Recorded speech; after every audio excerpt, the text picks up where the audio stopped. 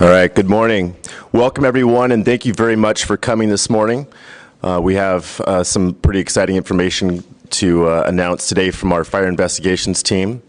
And before we get started, though, I just want to go over our speakers' names and spelling real quick. We're going to have Detective Meredith Hopper, Meredithhopper.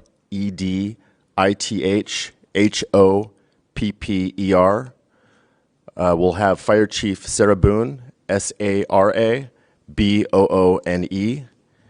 and we'll have Deputy Chief Jamie Resch, Jamirresch.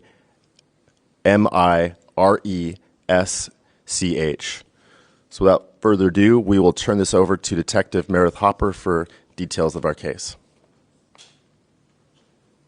Good morning. My name is Meredith Hopper, and I'm a Portland Police Bureau detective assigned to the Fire Investigation Unit here within the Portland Fire and Rescue Station 1. The unit is housed within Station 1. There are 6 shift investigators that each work 24 hours per shift, and they're responsible for responding to fire scenes when the fire companies cannot readily determine the origin and cause of the fire. If the fire is determined criminal in nature, these fire investigators begin the criminal investigation. The investigators are all sworn police officers in addition to being firefighters.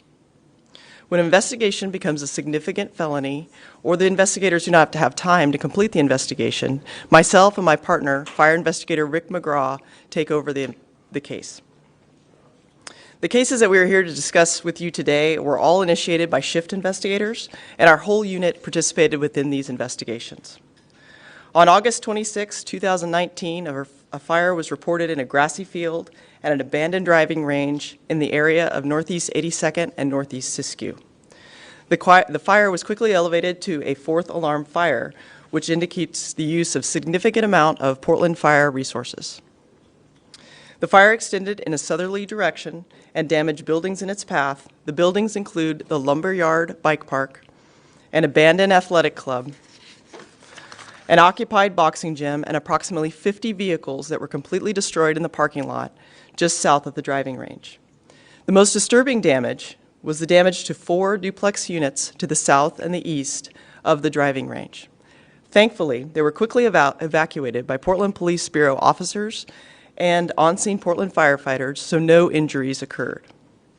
The financial cost of this fire is estimated at over $2 million, without including the cost of city resources utilized and the inconvenience to the public. Once the fire was controlled, the investigation began. Portland fire investigators began interviewing witnesses and canvassing the area for area homes and businesses for surveillance video. Several pertinent videos were obtained that led investigators to the possible unidentified witnesses or suspects of this fire. These photographs were released via Crime Stoppers of Oregon, and we received several tips identifying subjects in the photos, and those subjects were quickly cleared of any involvement in the fire. There were also several tips identifying Alan Michael Singerhouse as the man pictured riding the bike in the close vicinity of the fire. An additional Crime Stoppers tip came in notifying investigators of the subjects on the bike's presence at their business just prior to the fire. Investigators obtained surveillance video at that business of the suspect, which further strengthened the possibility of Singerhouse's involvement in setting this fire. On September 1st, 2019, there were 2 fire incidents that occurred in the 1,700 block of Northeast Glen Whiting Drive behind the Michaels Craft Store and the Concordia Columbia River campus, involving 3 different dumpsters that were set on fire. These 2 incidents occurred at 5:30 a.m. and 8:15 p.m. on that day. Investigators obtained surveillance video and identified Singerhouse as being responsible for these fires. On November 21st, 2019, multiple search warrants were executed, and Singerhouse was arrested for the above-listed crimes. Anyone with information about fires within the Northeast Portland area and the area within Southeast 101st and Southeast Foster are encouraged to contact investigators at 503-823-INFO. Thank you.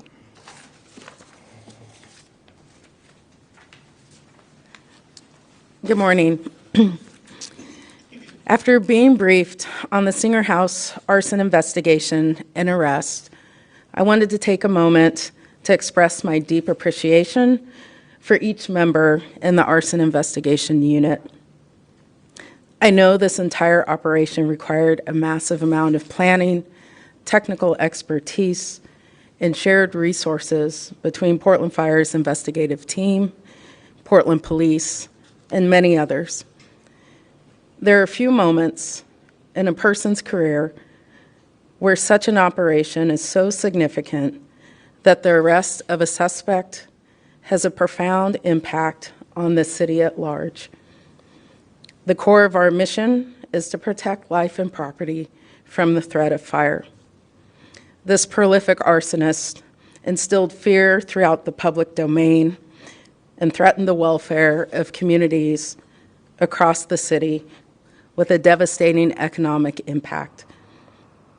In addition, these intentionally reckless acts put firefighters' lives directly in harm's way. As fire chief, there is no greater weight to bear than ensuring our members go home safe. Because of the arson investigation unit, their dedication, perseverance, and commitment to the highest ideals of public safety, they should be commended for their outstanding work and accomplishment on this case. I'd like to acknowledge team members of the Arson Investigation Unit, Wendy Stanley, Nicole Brewer, Jason Anderson, Rob Garrison, Craig Galt, Rick McGraw, Mike White, Detective Meredith Hopper, and Tammy Willett. Thank you.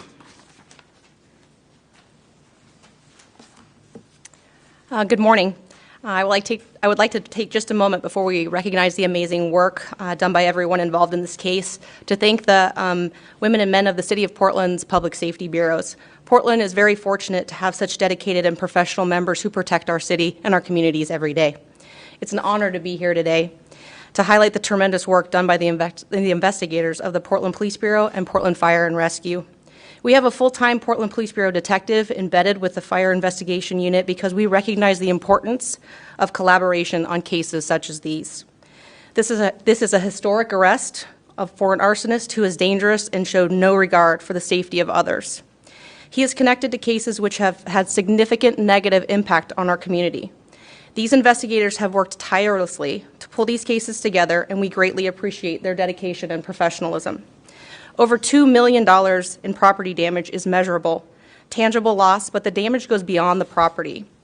These cases have created fear and uncertainty within our community, and that is not acceptable. We are proud to be a part of this partnership with Portland Fire Bureau, and we continue and with the community members that have stepped up and helped in our investigation.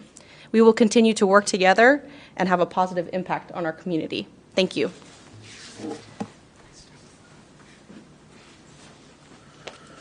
Thank you both, Chief Resch and Chief Boone, for taking time out of your busy schedules today. Against my advice, Detective Hopper has decided she's going to answer a couple of your questions. So we're going to give you guys a few minutes to ask any follow-up questions you have, and then we'll close out. So just to preface the questions, obviously this is an ongoing investigation into these 3 fires and then potentially many more fires. So I'll do my best to answer your questions, but just keep that in mind. Anyone? We're investigating a period of a couple years of fires in the area that I designated in my remarks. Do you guys have any clue as to motive?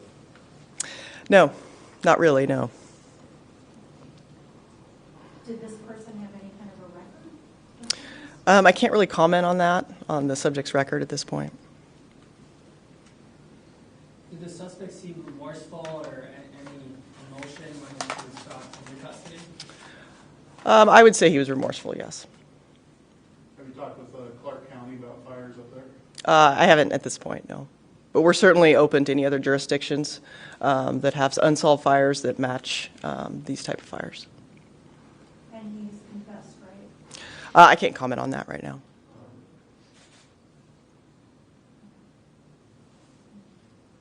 So it's 3 fires that he's arrested in connection to, but investigating there's some possibilities of others. That's correct. Is he from the He is, yes. He's from Portland? And they arrested him at his home, at his house? Yes. Is he living in the area of the fires? I can't really comment on that at this point. Do you know if he was staying with family or was he by himself? I'm not going to reveal Mr. Singerhouse's living situation, but he was arrested at his home. Are you able to say, this might be too much, but how he started these fires? That's a little investigative knowledge that I probably am not going to give. Yeah. Anything else? Is he a person of interest in a fatal fire recently? Not to my knowledge, no. Thank you. Thank you, Detective. One important detail to note is that our suspect is going for indictment today, so there may be more details that'll be available after that process, and that information will be coordinated through Multnomah County District Attorney's Office. Thank you guys for coming, and thank you, team, and everyone here for participating today.